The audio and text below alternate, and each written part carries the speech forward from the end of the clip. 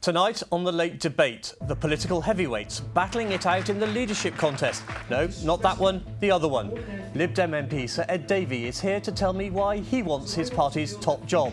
Plus, we're not sure what will be our opportunities here in terms of jobs, in terms of whether we'll be able to settle our life here.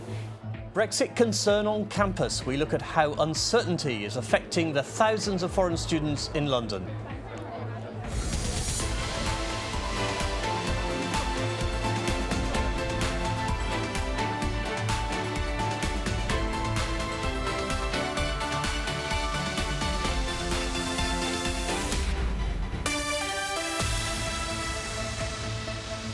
Hello. All eyes in Westminster may be on Boris Johnson and Jeremy Hunt's fight for number 10, but the Conservatives aren't the only party in search of a new leader. The Liberal Democrats are holding their own contest, with the result being announced the day before the Tories. Tonight we take a look at the London MP who's bounced back from defeat to have a tilt at the top job, but things haven't always been plain sailing. This is Ed Davey, who's my Foreign Affairs spokesman. It's a real pleasure, Your Highness. Ed Davey has been on the front line of Lib Dem politics for 2 decades. He won Kingston and Surbiton in 1997. We already controlled Richmond, Kingston and Sutton councils, and we were building on past success. Davey was one of 5 new Liberal Democrat MPs who hoovered up seats in southwest London when the Conservatives were annihilated by Tony Blair's New Labour landslide. But his hold on Kingston looked fragile. He had a majority of just 56. Well, 56 plus is better than 56 negative, isn't it? He put in the legwork expected of a constituency MP and 4 years later was rewarded with an increased majority of more than 15,000. 29,534. It is a massive rejection of the politics of right-wing extreme conservatism. In 2006, the Lib Dem leader, Charles Kennedy, was in trouble. He had a drink problem, and Ed Davey joined fellow MPs calling on him to stand down. It's really with great regret that we've made the statement today, but we hope he will take the time over this weekend to reconsider his position. Order!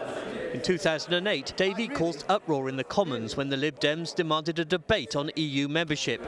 I've had enough. It is the debate the British people want. He was ordered out of the chamber, prompting a walkout by his colleagues.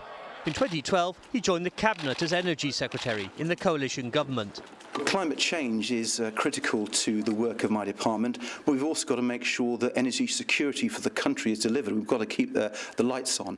He appeared to be an enthusiast for fracking, the controversial exploitation of shale gas. It is an opportunity to make sure we have our own homegrown gas supplies.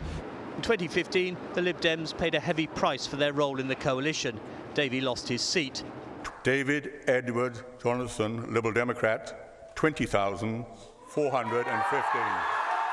But 2 years later, he was back. Kingston and Surbiton has a Liberal voice again. Now he's set his sights on a new political goal, leading his party. So, will he win, and what's he offering his party and the country? Who better to answer those questions than the man himself, Sir Ed Davey. Ed, welcome. We've just seen the life and times of you there. Have you changed as a person in 20-plus years as an MP? Well, besides getting a bit older, I've got a lot more experience, and I think the experience of 20 years in Parliament and the experience of being the Cabinet negotiating the European Union and delivering on a lot of our policies, particularly on climate change and nearly quadrupling Britain's green power, I think gives me a real platform to be the leader of a party which should be the party of the environment. Your Lib Dem leadership contest has been a bit under the radar, hasn't it, because of the Boris-Jeremy fight? Yeah. Is that a good thing or a bad thing? Well, it's partly also because Joe and I are friends, and isn't it interesting to see a leadership fight where people are decent to each other and are polite to each other? And well, we don't know that because nobody's seen anything. Well, it's the reason why you're not covering it. I think if we were as rude as Jeremy Hunt and Boris Johnson, you might be covering it. OK, we'll take your word for it. And I think, actually, that's a good thing, that people can agree but also put forward a different perspective on how you do things like stop Brexit.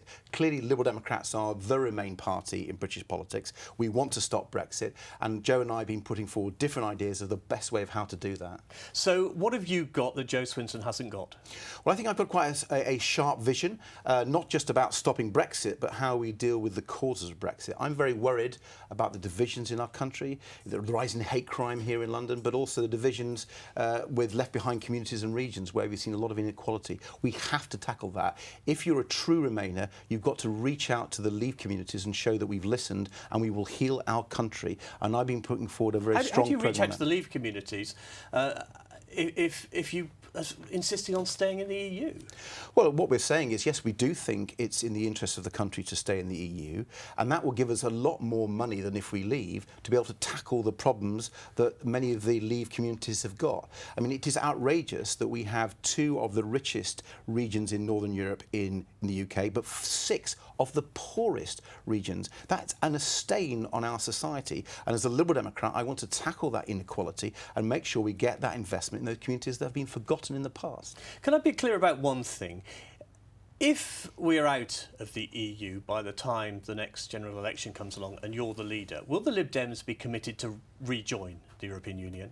Well, if there's not been a people's vote, we will certainly be arguing for a people's vote, because even if the withdrawal agreement goes ahead, there'll still be 3 or 4 years more negotiation of Brexit, because the political agreement, which is the second part of Brexit, still hasn't been negotiated and will take a long time. So in that time, there's no reason why we couldn't have a people's vote. But that's not quite the same thing as if there's a general election, a manifesto commitment to rejoin the EU if we've left. Yes, but we would rejoin on the back of a people's vote. We have to do it in a democratic way, in a vote where it's focusing on the real issues. So you wouldn't make it a manifesto commitment unless there had been another referendum?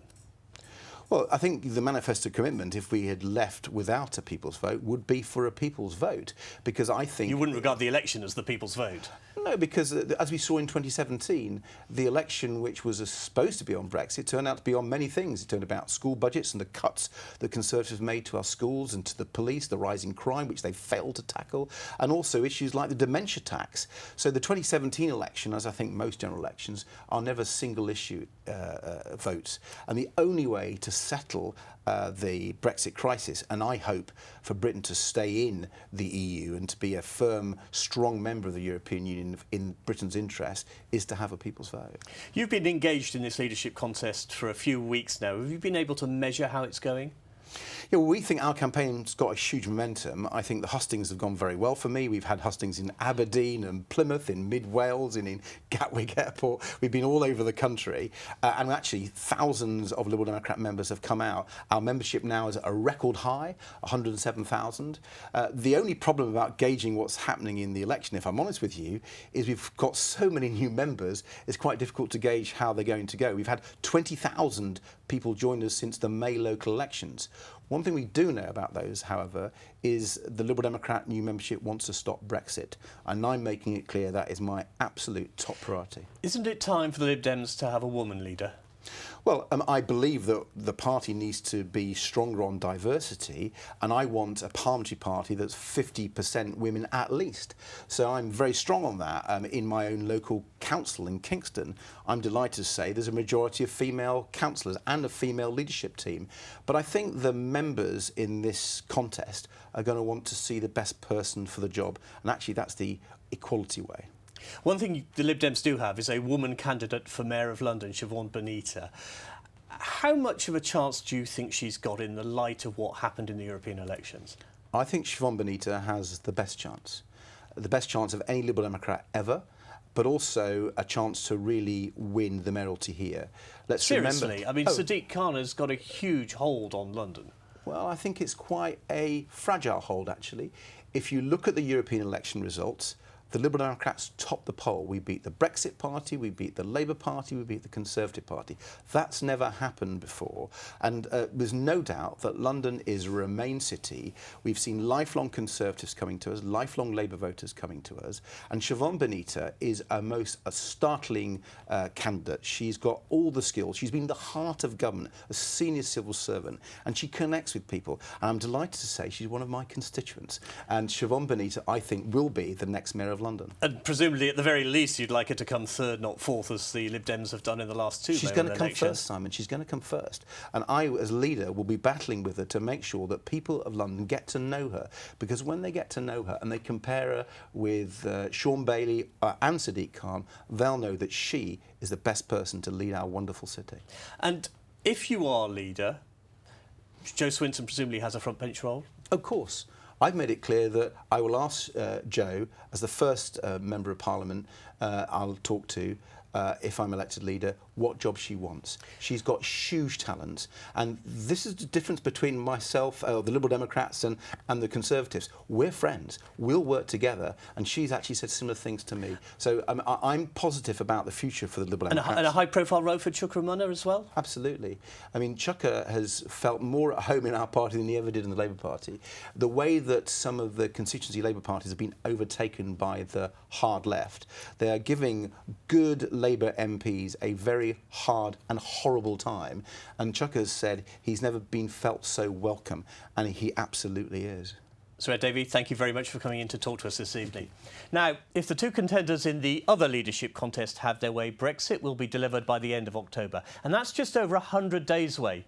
Brexit will bring big changes. But what will it mean for the 40-plus universities in London? In the latest in our series, we visit one of the capital's campuses to speak to the students living with London's Brexit.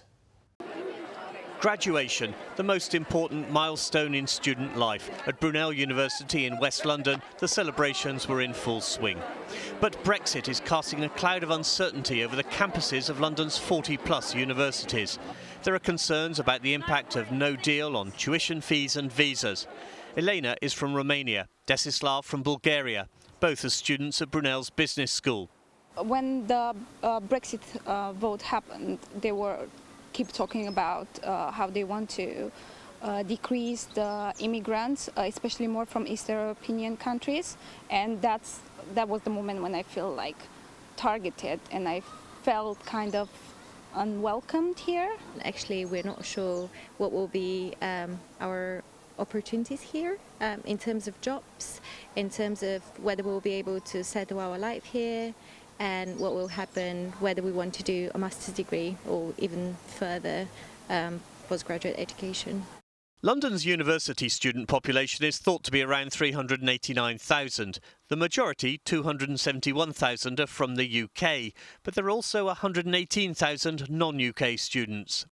International students bring their own creative energy, their academic excitement, all those wonderful qualities that a diverse student body needs.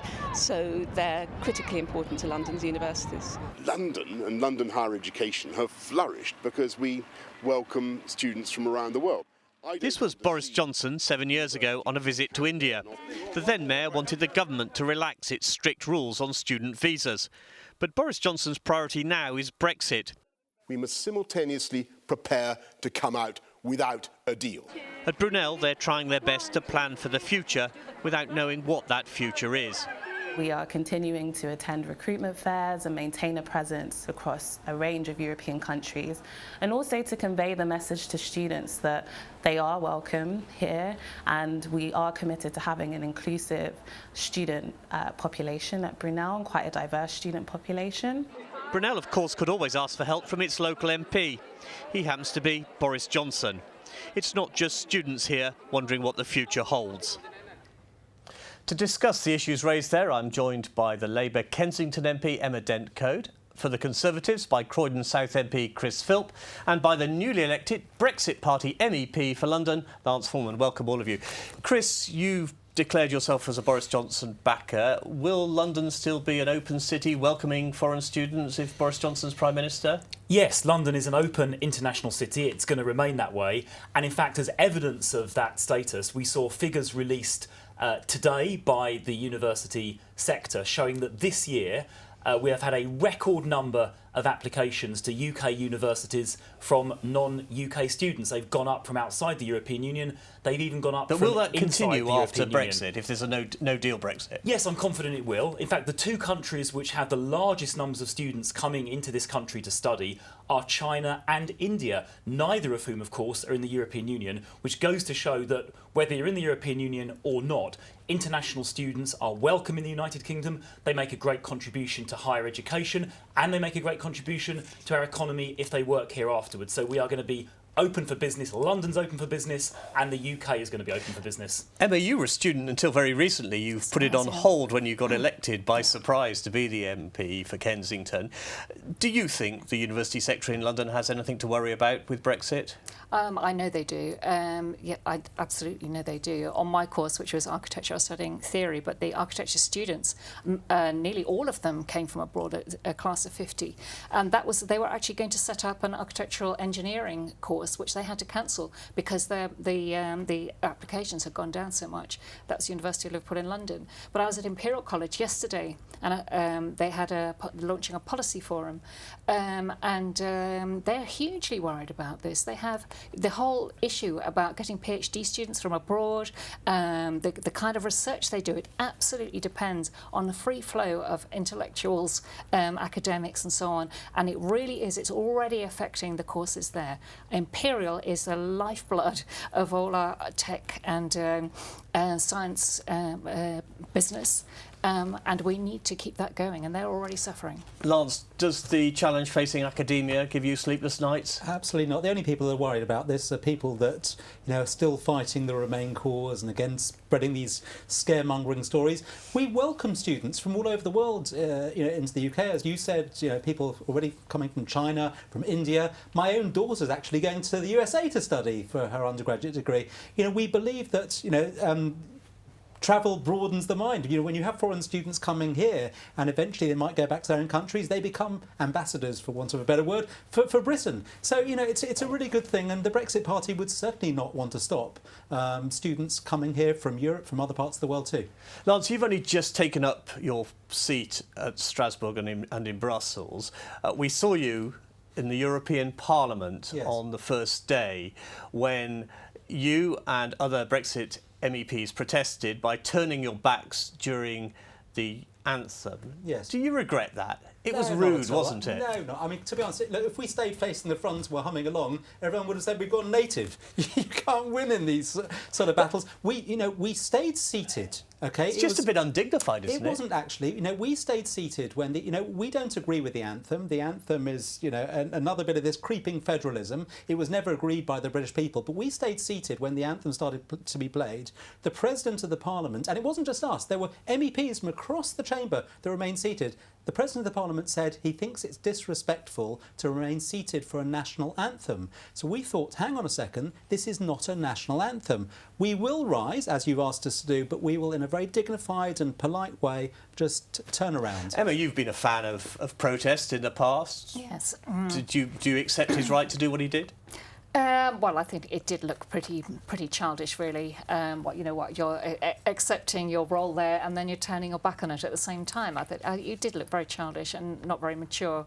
And clearly, it had been prearranged. But, I don't think there was everybody suddenly thought, we're going to turn our backs now spontaneously. That had been prearranged. So, I think that was pretty low. You say accepting our role. We have been, voted and elected by British people to help Britain remove itself from the EU, and our role is to do whatever we can to actually extract ourselves from the EU. We love Europe, we love the people of Europe, we don't like the institution of the EU, and the EU is this federalist organisation which the British people have rejected, and we are doing our little bit to help that. Chris, should Boris Johnson give Lance's party leader Nigel Farage a job? Well, it's not up to me to tell Boris Johnson who to give jobs to and who not to give jobs to. Can you see the merits in it? And he hasn't been elected. I mean, I've cast my vote for Boris already, but he hasn't been elected, and I'm sure he's concentrating on campaigning for the remaining votes in the contest and won't be turning his thoughts to appointments until, if he wins. Could you see Nigel Farage as Britain's US ambassador or trade negotiator in America? Well, I'm not going to speculate about appointments. Of course, the senior diplomat in Washington, the ambassador, tends to be somebody who's been in the diplomatic corps as a professional diplomat for a number of years. That's, I think, been the background of the last probably 10 or 20 US ambassadors. But it's up to the Prime Minister and Foreign Secretary to make that judgment, and I'm not going to tell them what they should or shouldn't do. Emma, you're a London MP. You know of Boris Johnson by reputation as mayor for 8 years. Does he frighten you as a Labour politician in terms of how much of a threat he is to your party's vote in this city? I wouldn't say he frightens me at all. I find him a really obnoxious character, actually, and the way he presents himself. And I think we have to pity really him. And I don't know his policies. Whenever people ask him, he uses this whole wall of bluster and jokes and so on to avoid actually speaking about it. What kind of prime minister? Well, you say that, but we have seen a far more serious Boris Johnson during his campaign. The jokes have been far fewer on the ground, haven't they? Well, maybe he's had fewer long lunches, so I don't know. Yeah, I mean, we need to actually see what is behind that wall of bluster and jokiness, because either he's a serious politician or he's somebody who's just gone for the job for pure ambition, which I suspect. Is the Boris Johnson we're seeing now a very different Boris to the one who was mayor? Well, I think actually Boris, during his time as mayor, was a serious mayor of London. On his watch, crime fell dramatically. The very successful Olympics were delivered in 2012. We saw things like the Jubilee line, which had been catastrophically badly performing, improve a great deal. So if you look at what Boris did actually operationally as mayor, he was very successful at getting things done, and he was helped by a number of people like Eddie Lister, who's now back on Boris's team in a key role. So, I think actually his time as mayor was very successful. That's why he was re-elected against the odds, it's fair to say. And I think the fact he was an effective mayor gives us a lot of reason to be hopeful and optimistic and expectant that he'll be an equally good Prime Minister if he's elected. Has he offered you a job yet? No, he hasn't, and I haven't asked for one either. Lance, Boris Johnson as Prime Minister, that would keep you happy? Well, I think Boris Johnson actually owes... Do you think he can actually deliver Brexit? Look, I think he can deliver, because you have to believe in Brexit if you want to get it done. He's been accused of peddling optimism, but you need to be optimistic and you need to believe. When you are in a negotiation with somebody on the other side of the table, if they don't think you believe in your negotiation, you'll never win that negotiation. You have to believe in it. He has threatened no deal. He has to deliver no deal. He has to deliver it, and they have to know he's going to deliver it if there's any chance of getting a deal. That's how negotiations work. They have to trust that is what he's going to do. Do you think, Emma, that Brexit is going to happen, as Boris Johnson says, at the end of October? No. I don't. I really don't. I think there are so many loose ends here, things which haven't been agreed at all.